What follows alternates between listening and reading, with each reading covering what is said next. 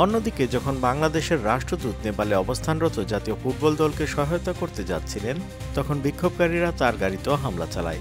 ভাঙচুরের শিকার হয় রাষ্ট্রদূতের গাড়ি। বাংলাদেশ দূতাবাসের তথ্য অনুযায়ী এখন পর্যন্ত মোট ৩০ জন বাংলাদেশিকে উদ্ধার করা হয়েছে। এরই মধ্যে ১০ জনকে নেওয়া হয়েছে আন্তর্জাতিক বিমানবন্দর থেকে এবং ২০ জনকে উদ্ধার করা হয় কাঠমান্ডুর বিভিন্ন এলাকা থেকে।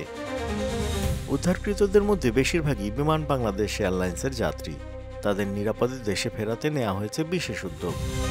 এখনও প্রায় ৪০০ বাংলাদেশি পর্যটক এবং ৫০ জন পেশাজীবী বর্তমানে নেপালে অবস্থান করছেন। তাদের নিরাপত্তা নিশ্চিতে বাংলাদেশ দূতাবাস নিরলসভাবে কাজ করছে বলে জানিয়েছে দেশের পররাষ্ট্র মন্ত্রণালয়। ঢাকায় পররাষ্ট্র মন্ত্রণালয়ের উপদেষ্টা তৌহিদ হাসান জানান, আটকে পড়া বাংলাদেশিরা ভারত হয়ে ফিরতে পারছেন না, কারণ তাদের কাছে ভারতীয় ভিসা নেই। তবে বড় কোনো জটিলতা হবে না বলে আমরা আশাবাদী। এরই মাঝে বাংলাদেশ সরকার সকল বাংলাদেশিকে হোটেল বা নিজ নিজ বাসস্থানে নিরাপদে অবস্থান করার পরামর্শ দিয়েছে।